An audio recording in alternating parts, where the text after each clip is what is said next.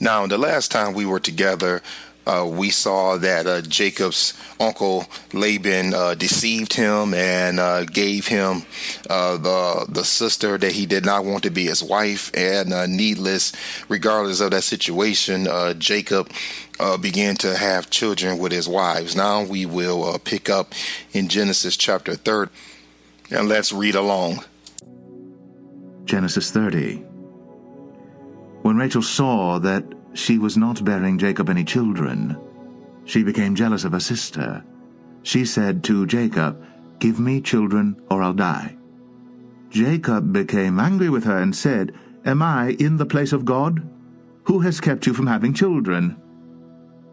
Then she said, "Here is Bilah, my maidservant. Sleep with her, so that she can bear children for me, and that through her I too can build a family." So she gave him her servant Bilah as a wife. Jacob slept with her, and she became pregnant and bore him a son. Then Rachel said, "God has vindicated me. He has listened to my plea and given me a son." Because of this, she named him Dan. Rachel's servant Bilah conceived again and bore Jacob a second son. Then Rachel said, "I have had a great struggle with my sister, and I have won." So she named him Naphtali. When Leah saw that she had stopped having children, she took her maidservant Zilpah and gave her to Jacob as a wife. Leah's servant Zilpah bore Jacob a son. Then Leah said, "What good fortune!" So she named him Gad.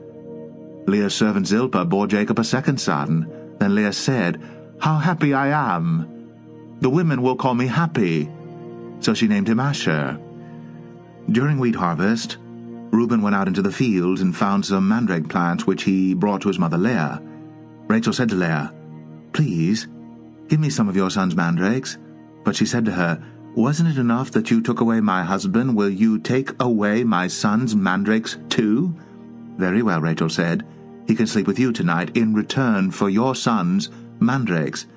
So when Jacob came in from the fields that evening, Leah went out to meet him. "You must sleep with me," she said. "I have hired you with my son's mandrakes." So he slept with her that night. God listened to Leah, and she became pregnant and bore Jacob a fifth son. Then Leah said, "God has rewarded me for giving my maidservant to my husband." So she named him Issachar. Leah conceived again and bore Jacob a sixth son. Then Leah said, "God has presented me with a precious gift. This time my husband will treat me with honor, because I have borne him 6 sons." So she named him Zebulun. Sometime later she gave birth to a daughter and named her Dinah. Then God remembered Rachel. He listened to her and opened her womb. She became pregnant and gave birth to a son and said, "God has taken away my disgrace." She named him Joseph, and said, "May the Lord add to me another son." After Rachel gave birth to Joseph, Jacob said to Laban, "Send me on my way so I can go back to my own homeland. Give me my wives and children for whom I have served you, and I will be on my way. You know how much work I've done for you." But Laban said to him, "If I have found favor in your eyes, please stay. I've learned by divination that the Lord has blessed me because of you." He added, "Name your wages, and I will pay them." Jacob said to him, "You know how hard I have worked for you, and how your livestock have fared under my care. The little you had before I came has increased greatly, and the Lord has blessed you wherever I have been. But now, when may I do something for my own household?" "What shall I give you?" he asked. "Don't give me anything," Jacob replied. "But if you will do this one thing for me, I will go on tending your flocks and watching over them. Let me go through all your flocks today, and remove from them every speckled or spotted sheep, every dark-colored lamb, and every spotted or speckled goat. They will be my wages, and my honesty will testify for me in the future. Whenever you check on the wages you have paid me, any goat in my possession that is not speckled or spotted, or any lamb that is not dark-colored, will be considered stolen." "Agreed," said Laban. "Let it be as you have said. that same day, he removed all the male goats that were streaked or spotted, and all the speckled or spotted female goats, all that had white on them, and all the dark-colored lambs, and he placed them in the care of his sons. Then he put a 3-day journey between himself and Jacob, while Jacob continued to tend the rest of Laban's flocks. Jacob, however, took fresh-cut branches from poplar, almond, and plane trees, and made white strips on them by peeling the bark and exposing the white inner wood of the branches. Then he placed the peeled branches in all the watering troughs, so that they would be directly in front of the flocks when they came to drink. When the flocks were in heat and came to drink, they mated in front of the branches, and they bore young that were streaked or speckled or spotted. Jacob set apart the young of the flock by themselves, but made the rest face the streaked and dark-colored animals that belonged to Laban. Thus he made separate flocks for himself, and did not put them with Laban's animals. Whenever the stronger females were in heat, Jacob would place the branches in the troughs in front of the animals so that they would mate near the branches, but if the animals were weak, he would not place them there. So the weak animals went to Laban, and the strong ones to Jacob. In this way the men grew exceedingly prosperous, and came to own large flocks, and maidservants, and menservants, and camels, and donkeys.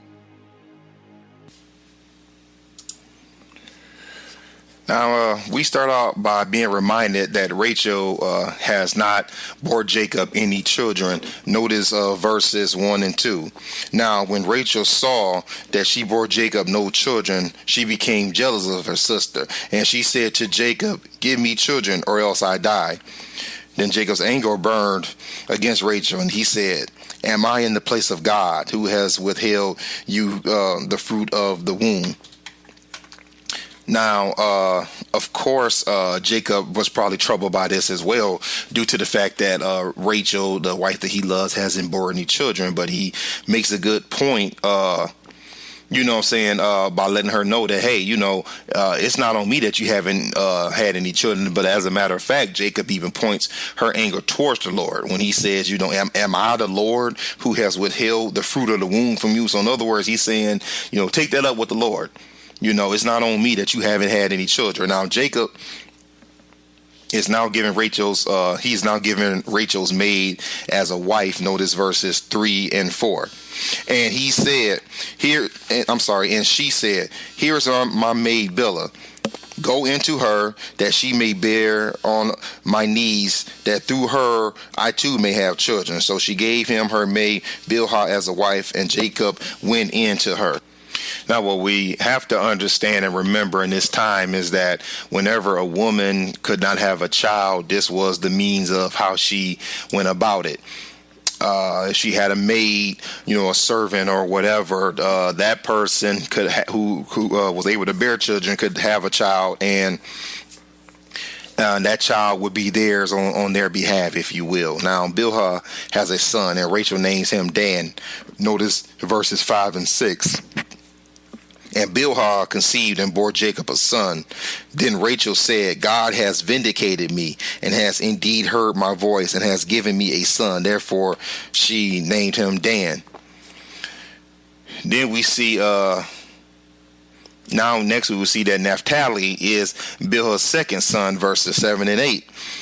Rachel's maid Bilhah conceived again and bore Jacob a second son. So Rachel said, "With mighty wrestling I have wrestled with my sister, and I have indeed prevailed." And she named him Naphtali. Now we see that not to be outdone by her sister, Leah decides she will get in on the maid swap. So she gives Zilpah to Jacob, and she bears Jacob 2 sons. Notice verses 9 through 13. When Leah saw that she had stopped bearing, she took her maid Zilpah and gave her to Jacob as a wife. And Leah's maid Zilpah bore Jacob a son. Then Leah said, "How fortunate." So she named him Gad. And Leah's maid Zilpah bore Jacob a second son. Then Leah said, "Happy am I, for women will call me happy." So she named him Asher. So we see that the family, the sons of Jacob, are starting to grow. Now, Leah and Rachel make a deal for Jacob over food. We would see this in verses 14 and 15. Now, in the days of wheat harvest, Reuben went out and found mandrakes in the field and brought them to his mother Leah. Then Rachel said to Leah, please give me some of your son's mandrakes. But she said to her, it is a small matter for you to take my husband. And would you take my son's mandrakes also? So Rachel said, therefore, he may lay with you tonight in return for your son's mandrakes. Now, they have made this deal basically over food of who can have Jacob for the night. And if we look at the word mandrakes, Hebrew 1736, which means Strong's H1736, to die. That is the Hebrew word for mandrakes, and we see that that word means it's a love fruit or aphrodisiac. So that is what she traded her husband for. So Leah gives Jacob 3 more children. In verses 16 through 21, we see, now Jacob came in from the field in the evening, and Leah went out to meet him and said, you must come in to me, for I have surely hired you with my son's mandrakes. So he lied with her that night, and God gave heed to Leah, and she conceived and bore Jacob a 5th son. Then Leah said, God has given me my wages, because I gave my maid to my husband. So she named him Issachar. Okay. Nope, I'm sorry. And then Leah conceived again. Let me continue. Then Leah conceived again and bore a 6th son to Jacob. Then Leah said, God has endowed me with a good gift. Now my husband will dwell with me, because I have borne him 6 sons. So she named him Zebulun. And afterward she bore a daughter and named her Dinah. So we see that now the womb of Leah has opened back up, and she has bore Jacob more sons. Now, after all this foolishness between Leah and Rachel, God opens Rachel's womb, and she bores Joseph. Notice verses 22 through 24. Then God remembered Rachel, and God gave heed to her and opened her womb. So she conceived and bore a son, and said, God has taken away my reproach. And she named him Joseph, saying, may the Lord give me another son. Now, it is good to see that after we sin and take matters in our own hand, God still provides. Now, Jacob tells Laban it is time for him to go in verses 25 and 26. Now it came about when Rachel had borne Joseph that Jacob said to Laban, send me away that I may go to my own place and to my own country. Give me my wives and my children for whom I have served you, and let me depart, for you yourself know my service which I have rendered you. So after all of these years, Jacob is, feeling homesick and realizing it's time for him to get out of there and be about his own business. But of course, Laban wants Jacob to stay so he can use him more. Notice verses 27 through 30. Laban said to him, for now it pleases you, stay with me. If now it pleases you, stay with me. I have divined that the Lord has blessed me on your account. And he continued, name me your wages, and I will give it. But he said to him, you yourself know how I have served you, and how your cattle have fared with me. For you had little before I came, and it has increased to a multitude, and the Lord has blessed you wherever I turn. But now, when shall I provide for my own household also? So Jacob is saying, look, man, yes, the Lord has blessed me, and in turn to that, it has blessed you. But now it's time for me to go about my way. Then it says Jacob comes up with a way to leave with some wealth, though. And we will look at verses 31 through 33 that tells us, so he said, what shall I give you? Jacob said, you shall not give me anything. If you will do this one thing for me, I will again pasture and keep your flock. Let me pass through your entire flock today, removing from there every speckled and spotted sheep, and every black one among the lambs, and the spotted and speckled among the goats, and such shall be my wages. So my honesty will answer for me later when you come concerning my wages. Every one that is not speckled and spotted among the goats and black among the lambs, if found with me, will be considered stolen. So Jacob, from what I understand, it is probably sees that this is going to be a little tussle with his uncle to get up out of here. So now he comes up with a plan for his uncle to let him leave, but also for him to leave with some wealth of his own. Now, Laban cannot stop being deceptive. Notice verses 34 through 36. And Laban said, "Good, let it be according to your word." So he removed on that day the striped and spotted male goats, and all the speckled and spotted female goats, every one with white in it, and all the black ones among the sheep, and gave them into the care of his sons. And he put a distance of 3 days' journey between himself and Jacob fed the rest of Laban's flocks. Now remember, Laban removed all the flock Jacob wanted before Jacob could get there in order to keep him there longer. So that is actually what Laban did. Like I said, he just cannot stop being deceptive. Okay, now Jacob had a trick up his sleeve for his uncle. Notice verses 37 through 43 as we close out this chapter. Jacob took fresh rods of poplar and almond and plane trees and peeled white stripes in them, exposing the white which was in the rods. And he set the rods which had peeled in front of the flocks in the gutters, even in the watering troughs where the flock came to drink, and they mated when they came to drink. So the flocks mated by the rods, and the flocks brought forth striped, speckled, and spotted. Jacob separated the lambs and made the flocks face towards the striped, and all the black in the flocks of Laban. And he put his own herds apart and did not put them with Laban's flocks. Moreover, it came about whenever the stronger of the flock were mating that Jacob would place the rods in the sight of the flock in the gutters, so that they might mate by the rods. But when the flock was feeble, he did not put them in. So the feebler were Laban's, and the stronger is Jacob. So the man became exceedingly prosperous and had large flocks and female and male servants and camels and donkeys. Laban thought he had Jacob, but Jacob had him.